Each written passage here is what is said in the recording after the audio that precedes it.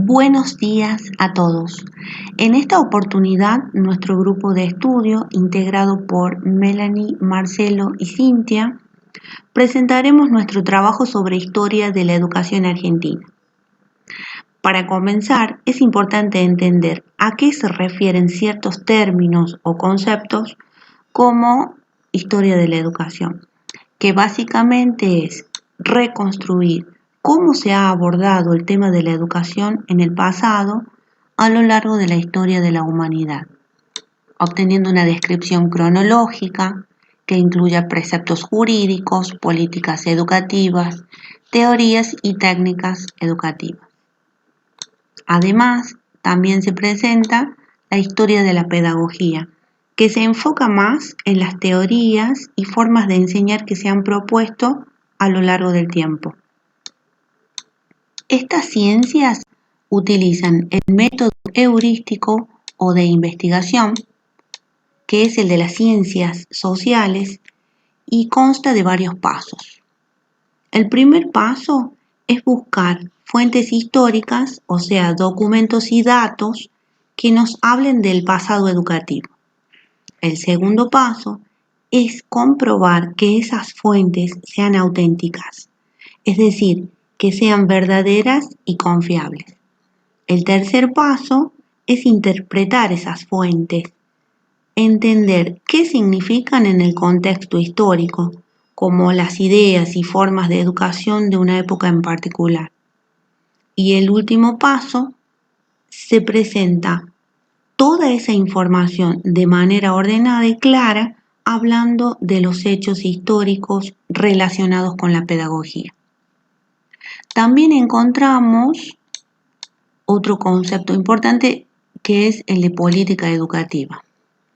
Esta se refiere al conjunto de decisiones y acciones que toman las instituciones y personas con atribuciones jurídicas para hacerlo, fundadas en el conocimiento científico de la realidad del pasado, presente, con una visión prospectiva, y apoyadas en una concepción de hombre, sociedad, cultura y educación para lograr finalidades, siempre hablando del plano educativo.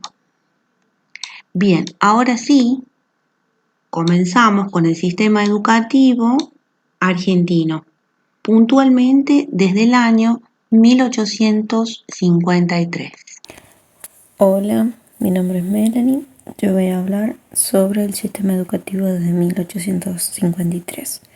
Bueno, según Martínez Paz, nuestro sistema educativo tiene 4 etapas.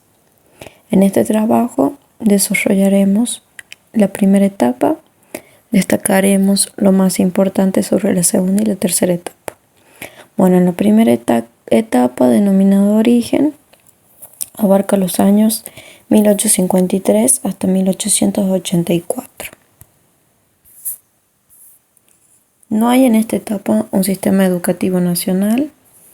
El proceso, las acciones y la política se dirigen a institucionalizar las principales creaciones que van a dar base al sistema educativo nacional.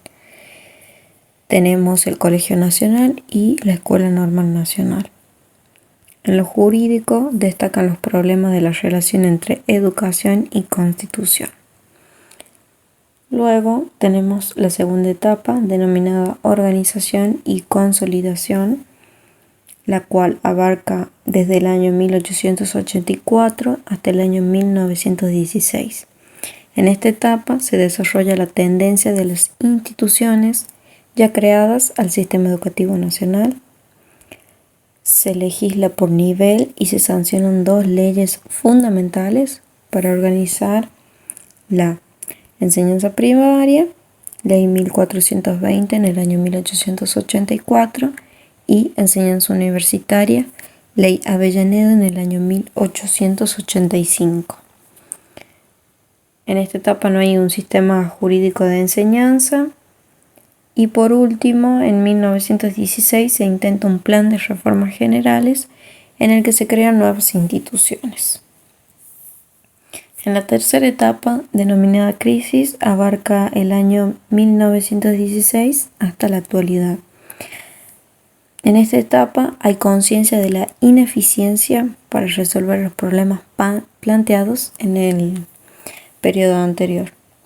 La legislación educativa se ve desbordada por la realidad y, por último, el desorden legislativo y la existencia de normas semicaducadas detienen el proceso de desarrollo y crecimiento armónico del sistema jurídico de la enseñanza.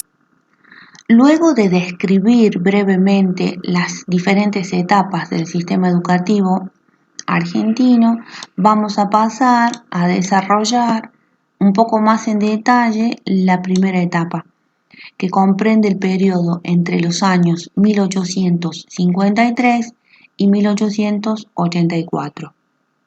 En su primera etapa, el Estado argentino mostraba una situación educativa muy precaria. Baja concurrencia escolar, solo los hijos de terratenientes, militares, políticos de la época gozaban de ese privilegio. Había una alta tasa de analfabetismo, falta de maestros preparados y escuelas precarias.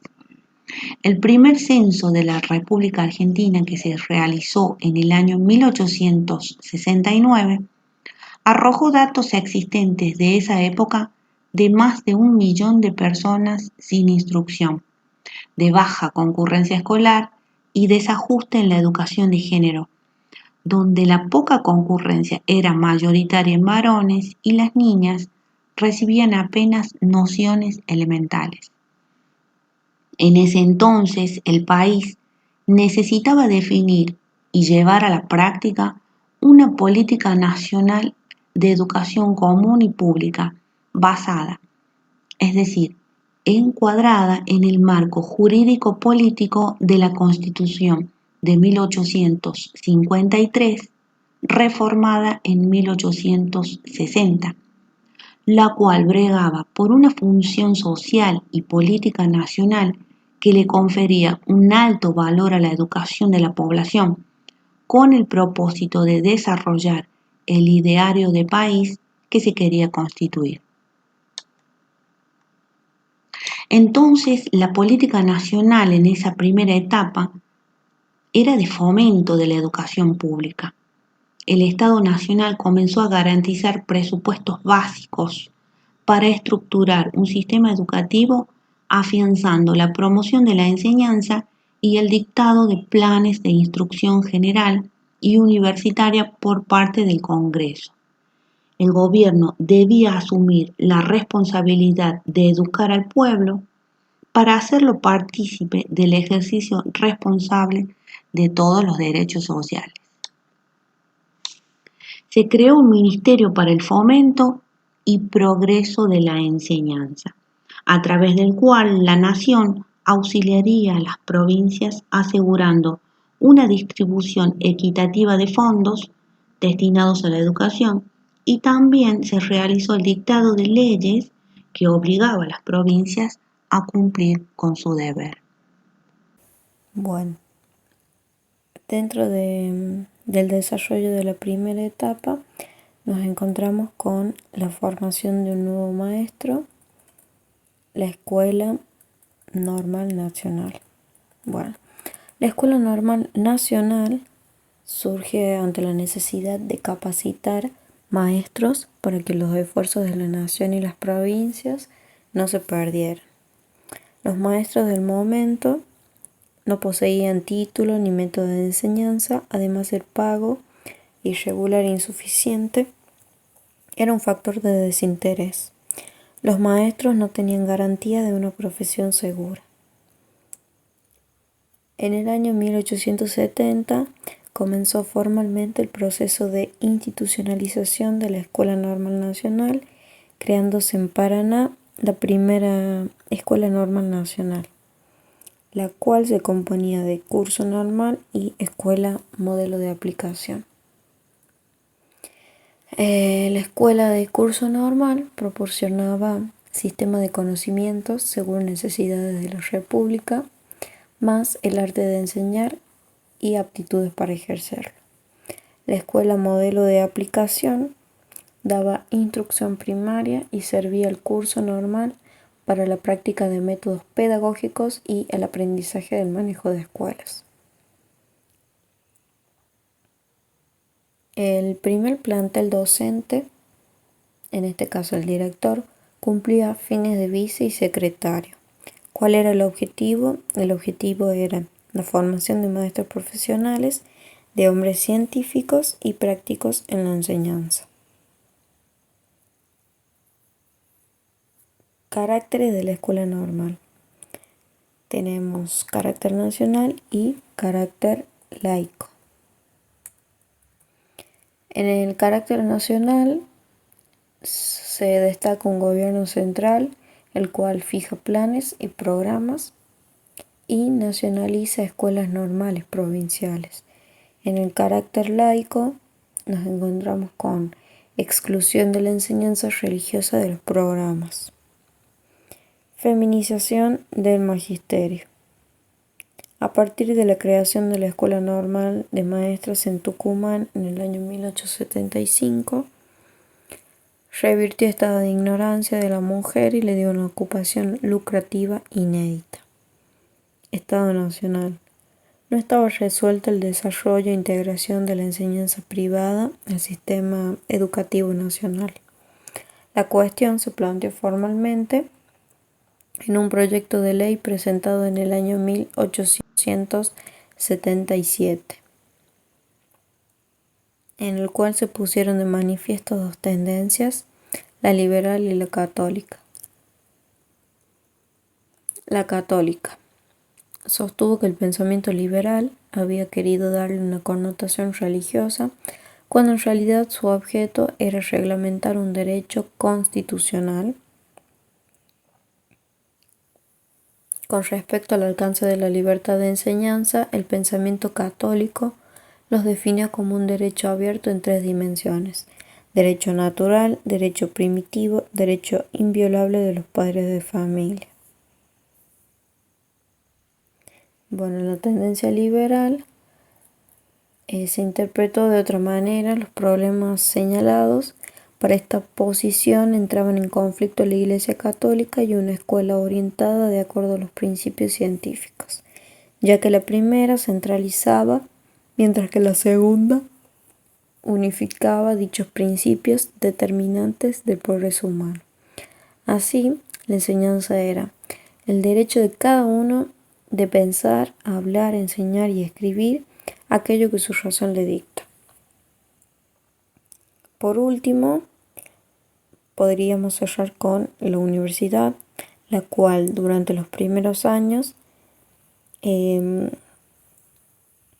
tuvo una organización inestable.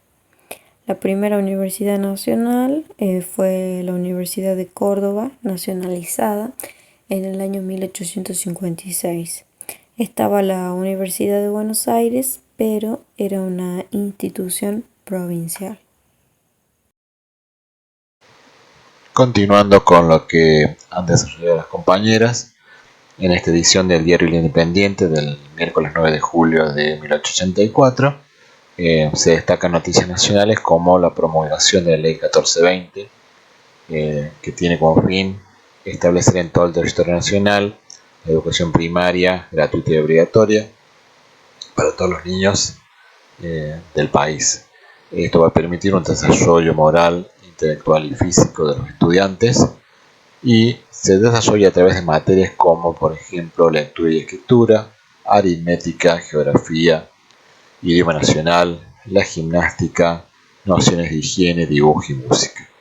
Asimismo, otra de las noticias nacionales es la campaña del desierto, ejecutada por el presidente Julio Argentino Roca con el fin de poner un fin a los oleadas malones de los indios que asolaban las poblaciones interiores, y aparte tiene el fin también de el objetivo de incorporar tierras nuevas para la agricultura y la ganadería. Destacar que estos territorios eran ocupados por los territorios por indios mapuches, tehuelches, pampas y yanqueles, que son todos moradores originarios de estas tierras. En el ámbito económico podemos destacar que el ferrocarril, que se ha empezado a extender a lo largo del país, ha impuesto e impulsado el crecimiento de la ganadería. En este sentido, se desarrolló el ferrocarril de manera muy pero muy lenta, ¿sí? Y ha posibilitado el desarrollo de la agricultura y la ganadería en las regiones como Santa Fe, Buenos Aires, y aparte en la construcción del tendido ferroviario han intervenido algunos inmigrantes que han llegado al país en este último tiempo y han colaborado con su construcción, ¿sí? Este crecimiento que ha tenido el país lo podemos considerar como extraordinario, y como datos importantes podemos establecer que la población se duplicó en el país, igual que el PBI.